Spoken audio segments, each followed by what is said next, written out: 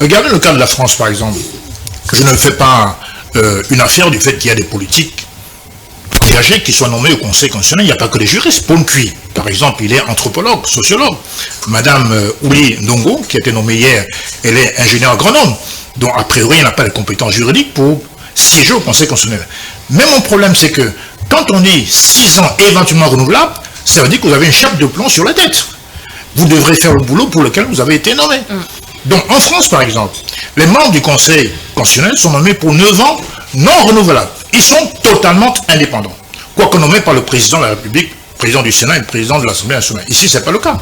Ici, le président de la République nomme quasiment tous les 11 membres, ce qui n'est pas très démocratique. Donc je pense qu'il faut revenir à la base. Il faut que le Cameroun soit véritablement un État de droit, pas simplement un État où il y a une démocratie électorale.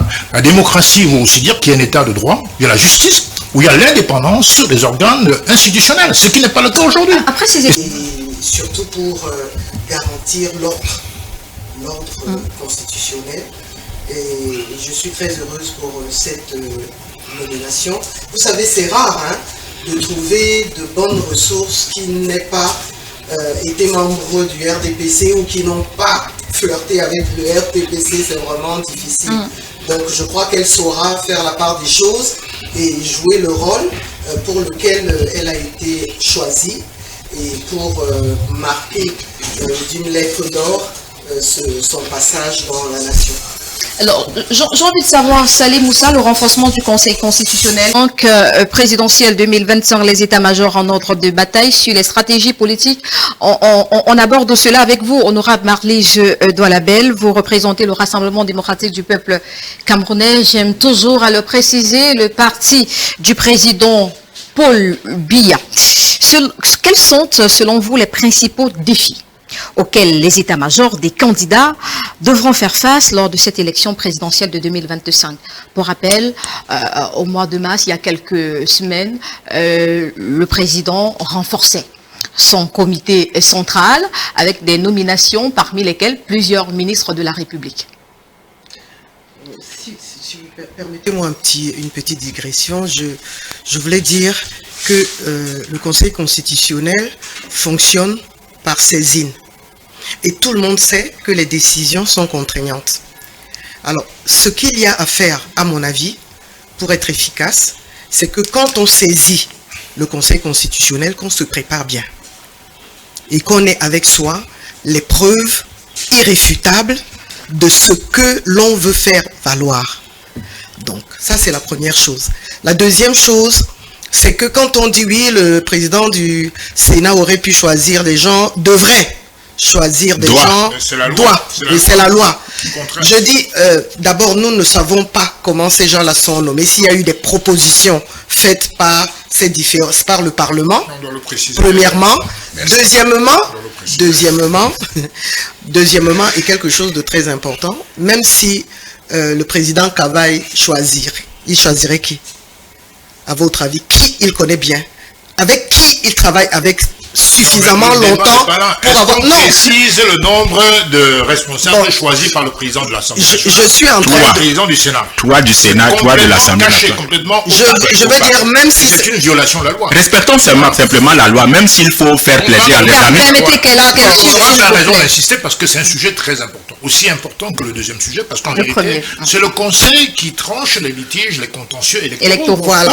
C'est déjà carrément un handicap psychologique où les gens pensent que le seul moyen de pouvoir avoir une carrière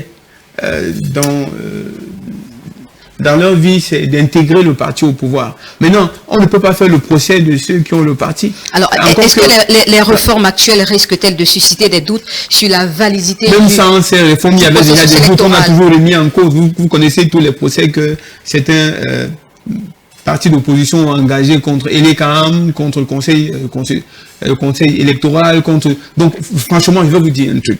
Aucune œuvre humaine n'est parfaite. On n'a pas l'impression que quand ceux qui sont là vont quitter, ceux qui viendront seront parfaits. Ce n'est pas possible, ça ne sera jamais possible. Mais non, ce que je dis, c'est que le peuple il est souverain. Le pouvoir, comme je l'ai toujours dit, il est une affaire de destin. On ne devient président que parce qu'on a cette prédisposition, on a ce potentiel en soi-même.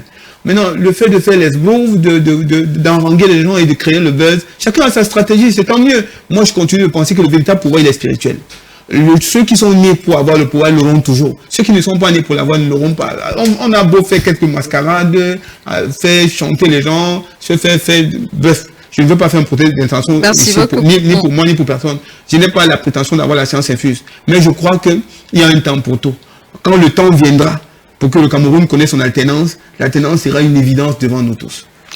Pour les élections au Cameroun, avec vous, Serge Gauthier Onanina, est-ce que la réforme du Conseil constitutionnel influencera la confiance des électeurs dans le processus électoral, en particulier dans un contexte d'opacité des résultats électoraux? Moi, je ne sais pas ce que vous appelez par réforme. Je ne comprends même pas pourquoi vous parlez de renforcement. Il s'agit de compléter l'effectif des membres du bureau. Renforcer signifie qu'on a retouché la loi. Or, on n'a rien retouché dans la loi. On a complété un bureau qui n'était pas complet à travers un membre. Maintenant, est-ce qu'on peut interroger dans la fiabilité, la crédibilité de ce bureau? C'est ça qu'il est question de mon point de vue. Mais non, pourquoi, si vous me permettez, pourquoi prendre quelqu'un qui a été sénatrice RDPC, membre du conseil, du comité central du RDPC? On pourrait prendre quelqu'un, je dis n'importe quoi, de l'opposition ou de la société civile. C'est ce que je veux donc interroger sur le plan légal. Parce que moi, je suis journaliste. En journalisme, nous faisons ce qu'on appelle la veille. C'est-à-dire que nous sommes là pour regarder ce que les politiques font. On interroge le principe, c'est-à-dire la pratique, et puis les écarts. On peut aussi interroger une promesse faite, la réalisation, si vous voulez. Dans le cas du Conseil constitutionnel, évidemment, il y a 11 membres qui sont censés être nommés, et le président N'Djamène l'a bien relevé, il n'y a qu'un membre de l'opposition. Mais lorsque vous révisitez, les textes du Conseil constitutionnel en eux-mêmes n'ont pas de problème. Mais le problème se trouve au niveau de la Constitution camerounaise elle-même, en son article 15, qui dit que ne peut être membre du Conseil constitutionnel qu'une personnalité qui a une autorité professionnelle établie. Maintenant, blaguons avec les mots. Samuel Eto'o a une autorité professionnelle établie. Francine Nganou a une autorité professionnelle établie.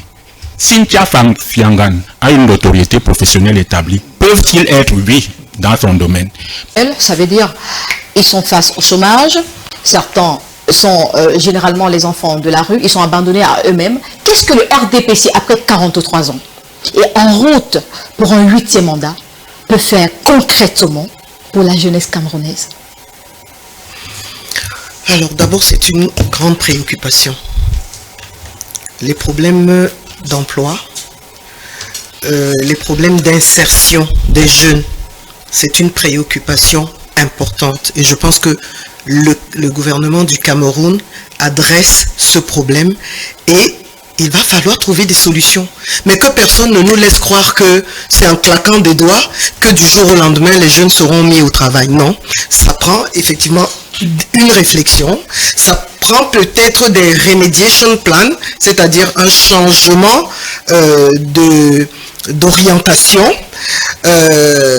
Certainement aussi que ça prendrait de l'argent pour lancer de l'argent, soit que nous on en a ou alors qu'on a des partenaires pour nous suivre, pour lancer des grands projets qui pourraient être des viviers importants, des bassins importants d'emploi. Donc cette question-là, quand vous la posez, sachez qu'elle préoccupe le gouvernement et le RDPC au plus haut point. On a l'impression qu'on rien ne change. En 2011, le président... Oui, mais dans aucun pays, on ne change les problèmes de chômage en même pas en 5 ans. Ça fait 2 mandats. On a 2018 que le président fait des promesses à la jeunesse camerounaise. Oui.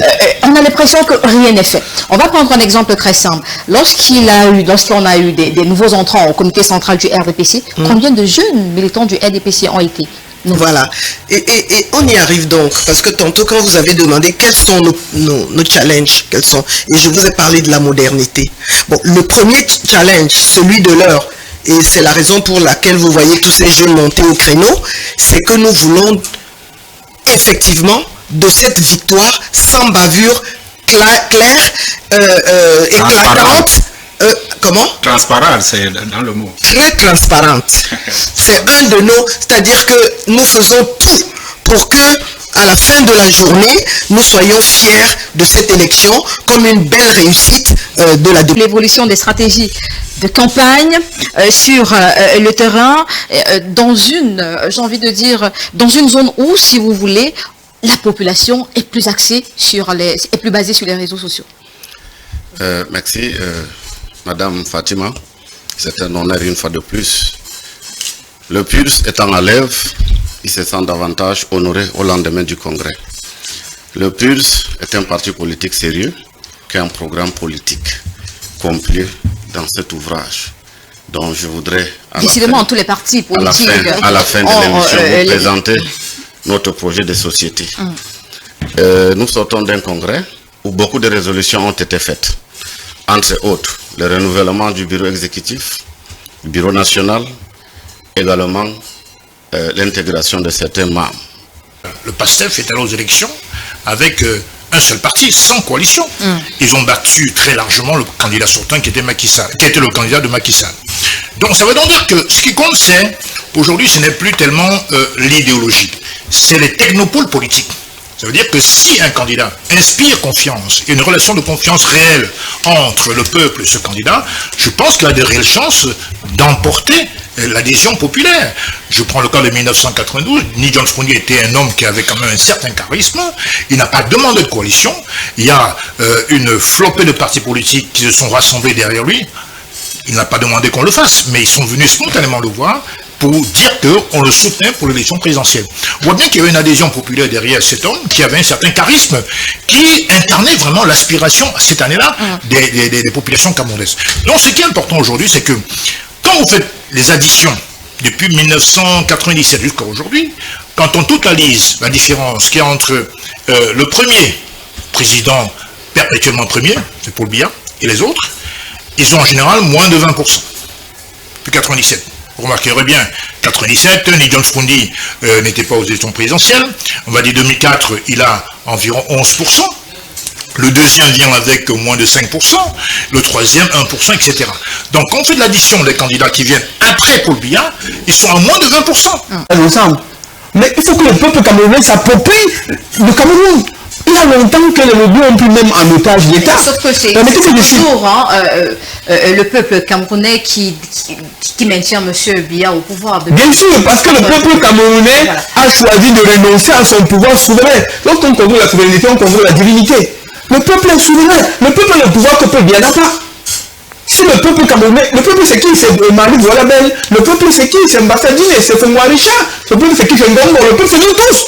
Ce qui fait qu'on ne réussisse pas, c'est parce qu'il y a un groupe de personnes, souvent très minoritaires, qui pensent que c'est leur pour aussi. Mais il faut qu'on arrête à faire de tout là. On ne peut pas continuer à espérer que les autres ont pris. Il faut qu'ils partent. Ceux qui disent aujourd'hui que le peuple ne doit pas être candidat. Au nom de quoi? Est-ce qu'il a cessé d'être camerounais parce qu'il a fait 43 ans au pouvoir? Donc vous entraînez les foules.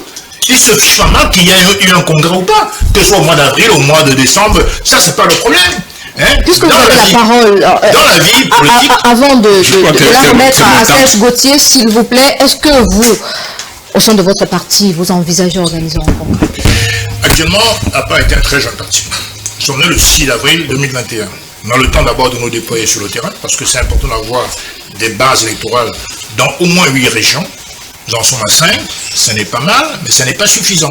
Parce qu'en vérité, le congrès, c'est les convergences des fédérations qui vont vers un congrès national pour renouveler les organes de base ou pour alors redéfinir l'orientation politique. Pour l'instant, APA a une priorité, c'est de déployer le plus largement possible les structures sur le terrain. Donc après, stratégique et surtout sociopolitique de la sortie de mon grand camarade, le président Matomba. Ceci dit, il n'y a pas une école qui forme les politiciens au Cameroun, partout dans le monde. Nous avons certes des facultés qui forment en sciences juridiques et politiques, mais pas en politique. Donc, avoir une analyse politique, moi je pense que c'est un don. Nous avons un fin stratège en politique, dont je tire révérence et déférence le président de la part, pour ne pas le nommer. Donc, je ne veux pas insulter, encore que ça ne rentre pas dans notre esprit. C'est un parti socialiste, donc ne me prêtez pas de mots. Ni vous, madame la journaliste, vous êtes une brillante journaliste d'ailleurs, ni également à notre journaliste et acteurs de la société. Merci pour cette précision. Maintenant, pour sortir avec vous, est-ce que vous confirmez que Serge Espoir Matomba est dans la course pour octobre prochain? Bien évidemment, il est dans la course. Toutes les stratégies ont été définies et je pense qu'il va terminer premier en cette course.